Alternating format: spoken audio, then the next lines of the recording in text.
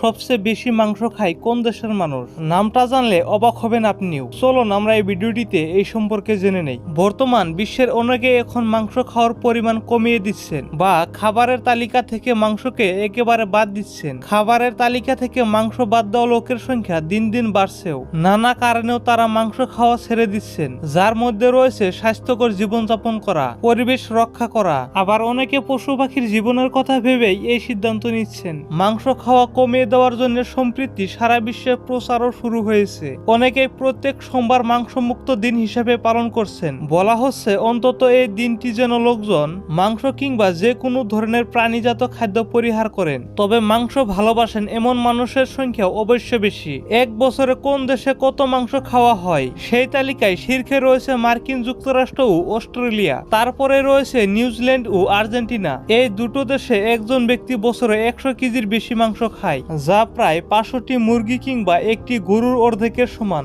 অবশ্যই মাংস খাওয়ার এই উচ্চ হার চোখে পড়বে পশ্চিম বিশ্বের প্রায় সবকটি দেশেই। পশ্চিম ইউরোপের দেশগুলোতে একজন মানুষ বছরে 80 থেকে 90 কেজি মাংস খেয়ে থাকেন, কিন্তু এর বিপরীত চিত্র পাওয়া যাবে গরিব দেশগুলোতে। সেই সব দেশের লোকজনের মাংস খাওয়ার পরিমাণ খুবই কম। ইথিওপিয়ায় একজন ব্যক্তি বছরে গড়ে প্রায় 7 কেজি, রোয়ান্ডায় 8 কেজি এবং নাইজেরিয়াতে 9 কেজির মতো মাংস খেয়ে থাকেন। নিম্ন আয়ের বেশিরভাগ দেশগুলোতেই মাংস এখনো একটি বিলাসবহুল খাদ্য।